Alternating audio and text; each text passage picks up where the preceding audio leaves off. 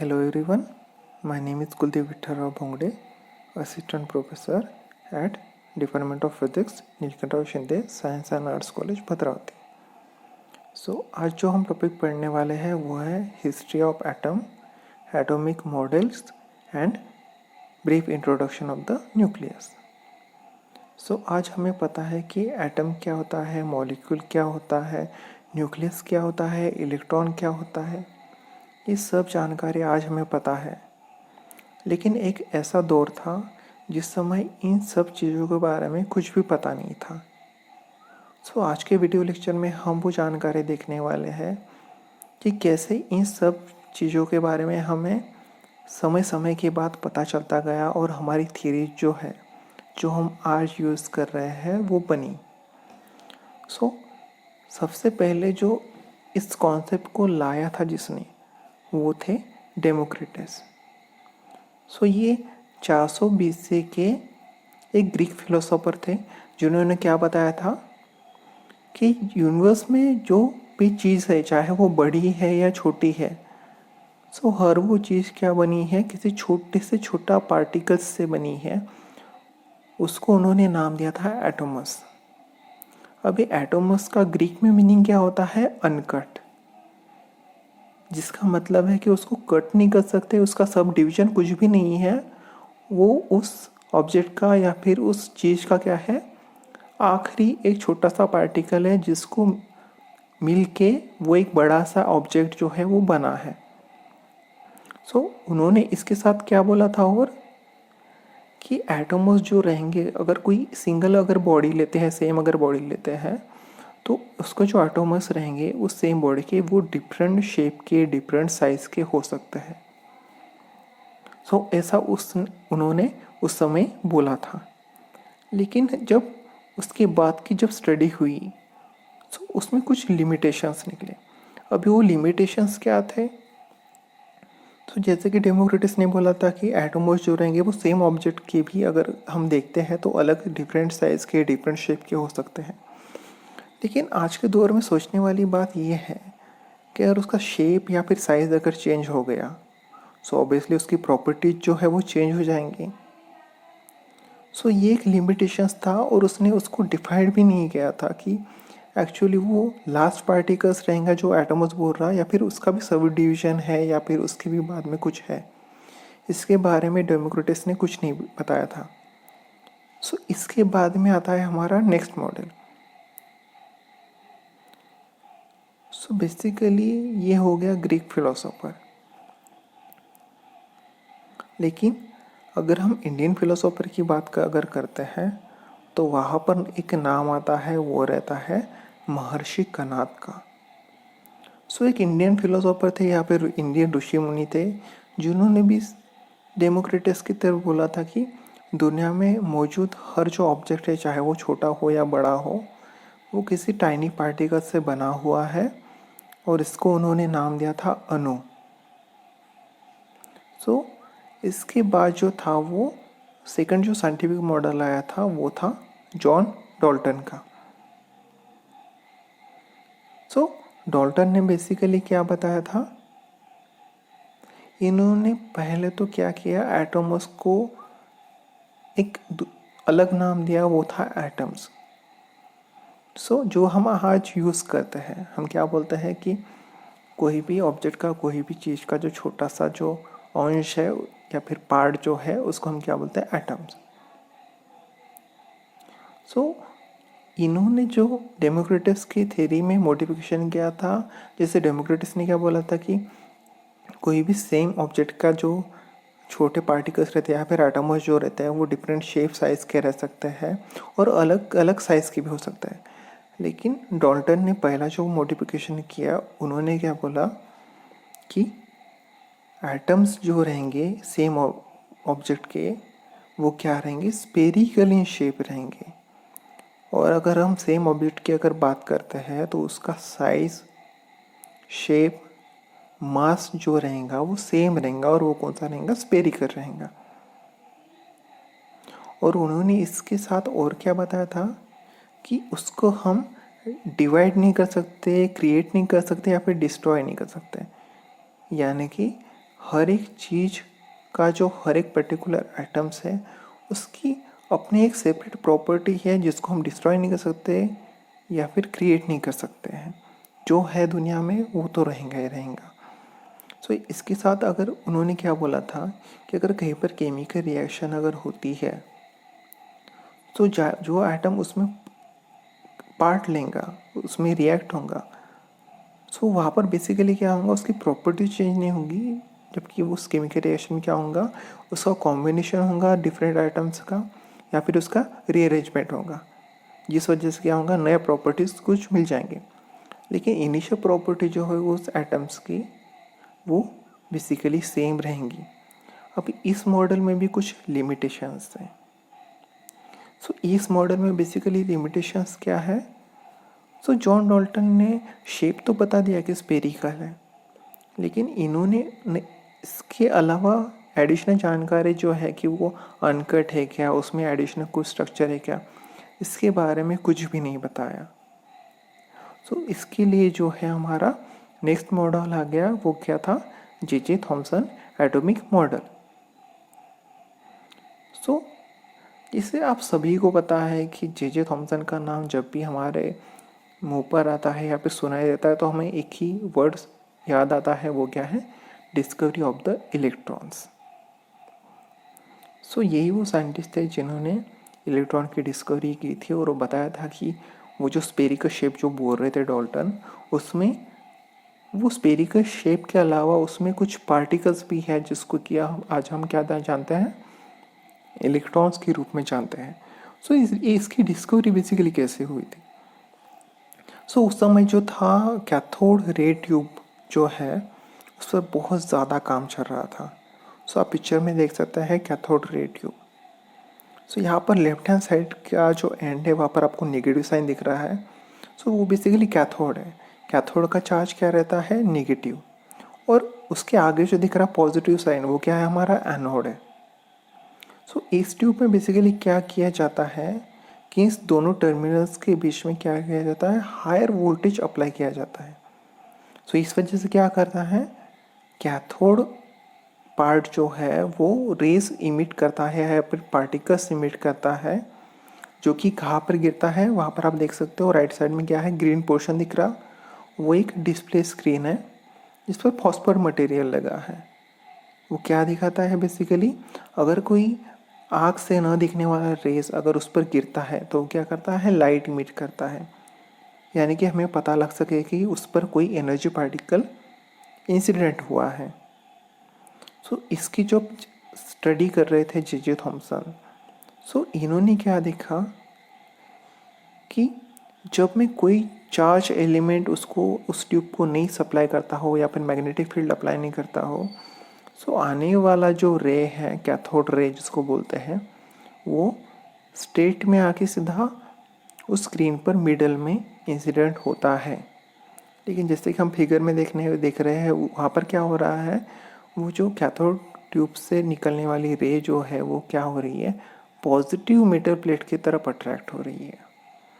अभी साइंस में सबको पता है कि क्या होता है, सेम चार्ज ऑलवेज रिपेल और अपोजिट चार्ज ऑलवेज अट्रैक्ट। सो अगर वो निकलने वाली कैथोड ट्यूब की जो रे है वो अगर पॉजिटिव प्लेट की तरफ अट्रैक्ट हो रही है, इसका मतलब ये होता है कि उस रे में क्या है, नेगेटिव चार्ज पार्टिकल्स है। सो यहाँ पर ही क्या हुई है, डिस्कवरी ऑफ द इलेक्ट्रॉन्स हुई है।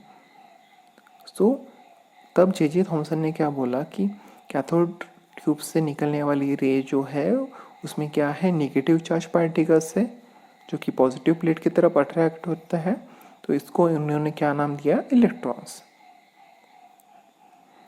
सो इसके बाद उन्होंने एक नया मॉडल बताया दुनिया को।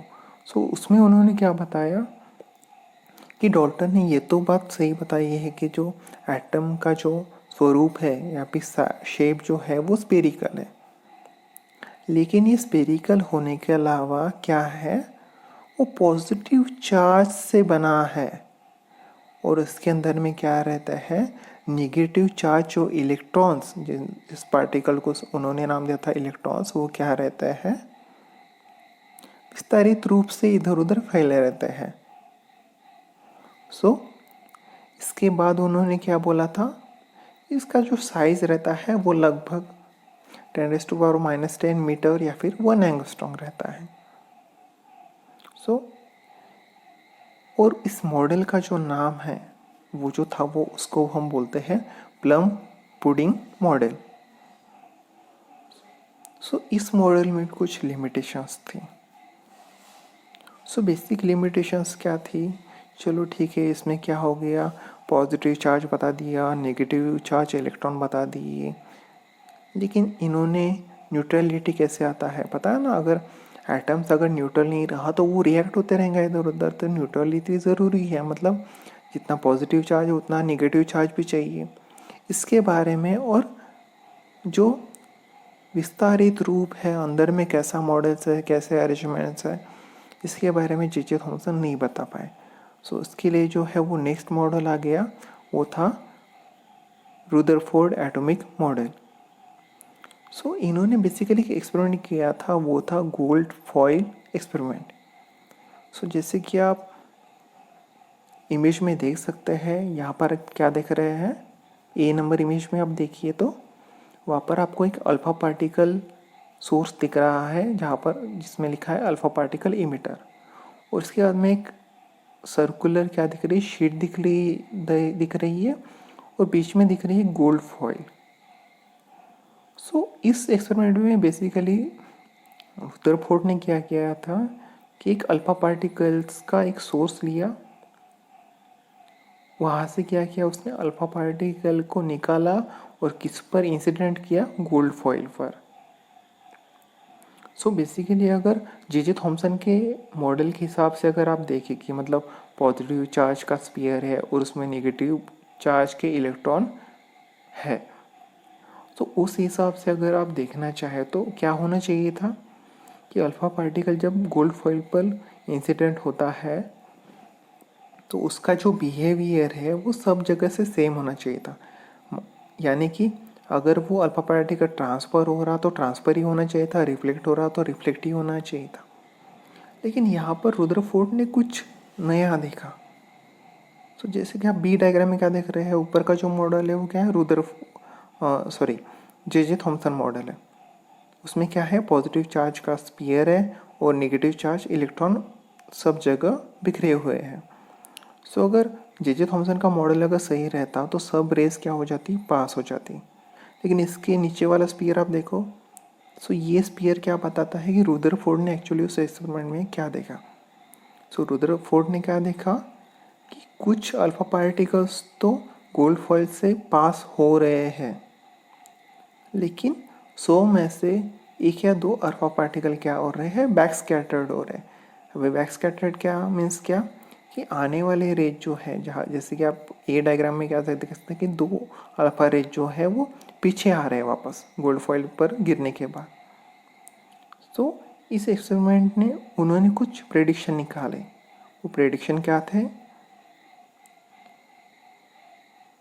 पहला जो प्रेडिक्शन था वो क्या था कि उस एटम्स में जो है वो बीच वाला जो स्फीयर है वहाँ पर क्या रहता है, पॉजिटिव चार्ज रहता है, और उसके अराउंड में क्या रहता है, इलेक्ट्रॉन जो है वो डिस्ट्रीब्यूशन उसका इलेक्ट्रॉन्स का उधर रहता है। और उस पॉजिटिव चार्ज जो है उसको उन्होंने नाम दिया था न्यूक्लियस, और उसका साइज़ क्या बताता, 10⁻⁻15 मीटर्स या फिर 10⁻⁵ एंगस्ट्रॉम। जैसे कि आपको पता है कि क्या रहता है, एटम जो है वो न्यूट्रल रहता है। इसका मतलब क्या रहेगा, the number of the electron is equal to the number of the protons रहेंगे, तभी तो एटम्स न्यूट्रल बनेगा ना। अगर इलेक्ट्रॉन या प्रोटॉन का नंबर अगर मैच नहीं हो जाता है तो उस पर एटम्स पर क्या हो जाएगा, कुछ चार्ज आ जाएगा।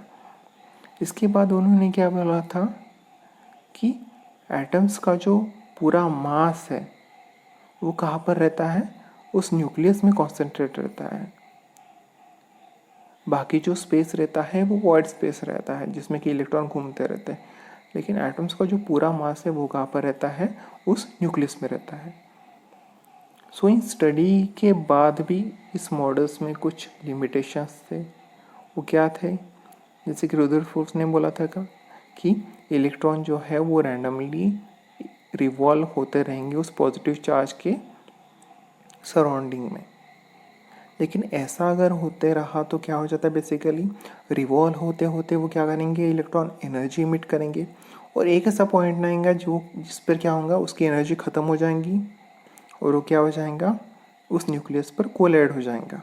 इसका मतलब क्या रहेगा कि एटम जो है वो स्टेबल नहीं है, क्योंकि इलेक्ट्रॉन जैसे उस पर कोलाइड हो गया न्यूक्लियस पर तो वो ख़त्म हो जाएगा, डिस्ट्रॉय हो जाएगा। सो ये उसका लिमिटेशन था कि वो स्टेबिलिटी ऑफ द एटम्स जो है वो डिस्क्राइब नहीं कर पाया था। तो इसके बाद में जो हमारा मॉडल आया वो क्या था, नील्स बोर मॉडल। सो इन्होंने जो पहली चीज़ जो बताई थी वो क्या बताई थी कि जैसे रुदरफोर्ड ने बताया था कि अंदर में पॉजिटिव चार्ज रहता है जिसको हम न्यूक्लियस बोलते हैं और इलेक्ट्रॉन इसके अराउंड में रिवॉल्व होते रहते हैं अलग अलग तरीके से। लेकिन नील्स बोर ने इसमें करेक्शन किया था। उन्होंने क्या बोला कि बीच में पॉजिटिव चार्ज का न्यूक्लियस तो है, लेकिन उसके सराउंडिंग में जो इलेक्ट्रॉन है वो रैंडमली घूमते नहीं रहेंगे। सो उसकी जो घूमने की जो ऑर्बिट है या फिर स्पेस जो है या फिर पाथ जो है वो स्पेसिफिक है। सो उसको उन्होंने क्या नाम दिया था, ऑर्बिट या फिर शेल।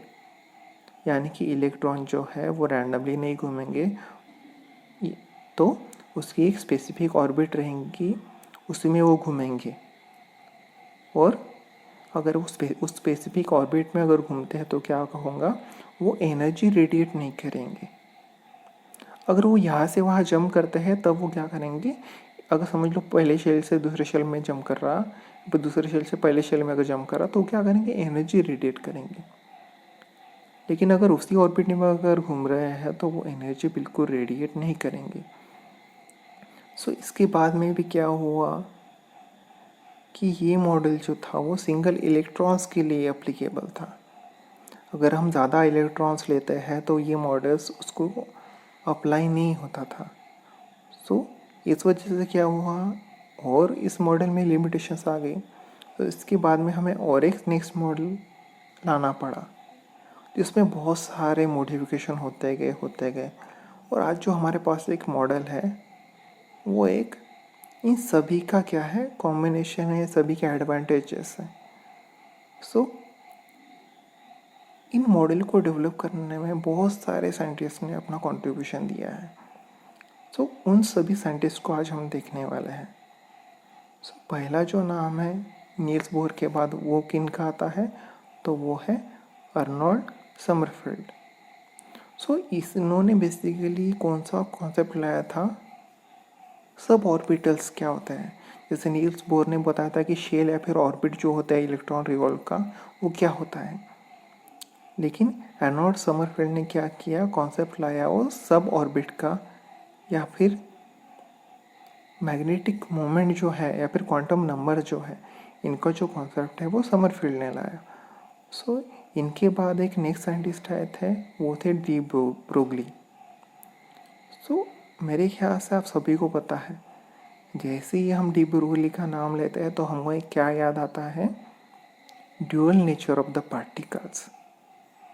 यही वो इंसान थे जिन्होंने पहली बार बताया था कि एक ही पार्टिकल दो तरीके से बिहेव कर सकता है, यानी कि एज अ पार्टिकल भी और एज अ वेव भी।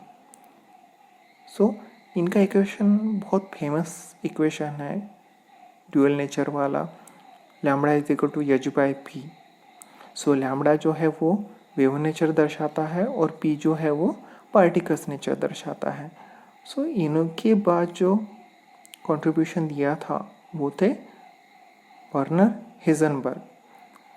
सो इनके बारे में भी आपको पता है, इन्होंने बेसिकली क्या बताया था कि जब हम पार्टिकल्स और वेव नेचर की जब बात करते हैं, सो हम 100% श्योरिटी से बता नहीं सकते हैं कोई भी एक प्रॉपर्टी कोई हम बता सकते हैं। अगर हमें दोनों को बताना है, जैसे पोजीशन और मोमेंटम को अगर 100% श्योरिटी से अगर बताना है तो उसमें कुछ एरर रहेगा। हिजनबर्ग फार्मूला ये दर्शाता है। सो इसके बाद जो कंट्रीब्यूशन दिया था वो थे स्क्रोडिंजर। तो आज हमें सबको पता है, अगर हम क्वांटम मैकेनिक्स की अगर बात करते हैं तो वहाँ पर स्क्रोडिंजर इक्वेशन है ही, मतलब वो टाइम डिपेंडेंट रहे या फिर टाइम इंडिपेंडेंट रहे, लेकिन स्क्रोडिंजर इक्वेशन के सिवाय हमारी क्वांटम मैकेनिक्स बहुत अधूरी है। जो इक्वेशन क्या दिखाता है कि ये सब मॉडल के जो स्टडी है उन सब का अच्छे जो तत्व है, जो एडवांटेजेस है, हर थियरी मॉडल्स के अपने अपने अपने एडवांटेज है। सो इन सब एडवांटेजेस को लेके या फिर की पॉइंट्स को लेके जो इक्वेशन तैयार किया है, जो उन्होंने मैक्सिमम प्रॉपर्टीज़ जो है एटम्स की या फिर न्यूक्लियस की वो बताई है, जिस इक्वेशन में वो दर्शाता है वो है स्क्रोडिंजर इक्वेशन। सो इनके अलावा भी बहुत सारे साइंटिस्ट हैं जिन्होंने डायरेक्टली नहीं लेकिन इनडायरेक्टली बहुत सारा कंट्रीब्यूशन दिया है किसमें, सो एटॉमिक मॉडल्स को निर्माण करने में। सो इस मॉडल की जब हम बात करते हैं तो इस मॉडल्स को तैयार करने वाले बहुत सारे साइंटिस्ट को जो है वो नोबेल प्राइज़ से नवाजा गया है। सो उनको भी हम देखेंगे। सो कौन है, सो उनमें आता है जे थॉमसन, 1906 में उनको नोबेल प्राइज़ मिला। रुदरफोर्ड को मिला 1908 में। नील्स बोर को मिला 1922 में। डी ब्रोगली को मिला 1929 में। हिजनबर्ग को मिला 1932 में और स्क्रोडिंजर को मिला 1933 में। अभी आप यहाँ पर एक नाम मिस कर रहे हो, वो है समरफील्ड का। सो समरफील्ड के बारे में मैं एक बात बताना चाहता हूँ कि भले ही उन्हें नोबेल प्राइज़ नहीं मिला हो, लेकिन वो एक ऐसे साइंटिस्ट है जिनका नॉमिनेशन जो है वो सबसे ज़्यादा बार आ चुका है नोबेल प्राइज़ के लिए। और यहाँ पर आप हेजनबर्ग जो देख रहे हो वो भी उन्हीं के स्टूडेंट थे जिनके अंडर में हेजनबर्ग ने काम किया था, उनको नोबेल प्राइज़ मिला था। सो समरफील्ड भी एक बहुत अच्छे साइंटिस्ट थे। सो ये आज का लेक्चर था जिसमें कि हम समरी देख लेते हैं। तो आज के लेक्चर में हमने क्या देखा था कि एटॉमिक्स मॉडल की जो शुरुआत हुई थी वो की थी डाल्टन ने, जिसमें उन्होंने बताया कि क्या है वो स्फेरिकल एक शेप का बॉल है जो क्या दर्शाता है टाइनी पार्टिकल्स है जिसको मिल के क्या बनता है, एक बड़ा ऑब्जेक्ट बनता है। इसके बाद में हमने देखा कि थॉमसन मॉडल क्या है, उसमें उन्होंने बताया था कि वो एक पॉजिटिव चार्ज स्फीयर है जिसमें क्या है इलेक्ट्रॉन का डिस्ट्रीब्यूशन है। इसके बाद हमने देखा था कि रुदरफोर्ड मॉडल, इसमें उन्होंने बताया था कि बीच में जो रहेगा वो पॉजिटिव चार्ज रहेगा और इलेक्ट्रॉन क्या रहेंगे उसके अराउंड में रिवॉल्व होते रहेंगे, लेकिन उनकी फिक्स ऑर्बिट नहीं है। जैसे कि आप मेरे लोगों में भी देख सकते हो, उसमें बीच में जो साइन है वो बेसिकली रुदरफोर्ड मॉडल का साइन है। तो इसके बाद में कौन आया था, बोहर्स मॉडल। इसमें उन्होंने क्या बताया था कि बीच में एक पॉजिटिव चार्ज रहेगा और इलेक्ट्रॉन जो रहेंगे वो एक फिक्स ऑर्बिट में रिवॉल्व होते रहेंगे। और फिलहाल हम जो मॉडल्स यूज कर रहे हैं वो है क्वांटम मैकेनिकल मॉडल। सो क्वांटम मैकेनिकल मॉडल में बहुत सारे मॉडल जो अब तक हमने पढ़े हैं उन सबके की पॉइंट्स हैं, यानी कि उसमें वेव पार्टिकल ड्यूअलिटी भी है, उसमें कुछ ऑर्बिट्स भी है, उसमें मोमेंटम है, उसमें बहुत सारे चीज़ें हैं। सो मैं आशा करता हूँ कि आज का लेक्चर जो है वो आपको अच्छा लगा होगा।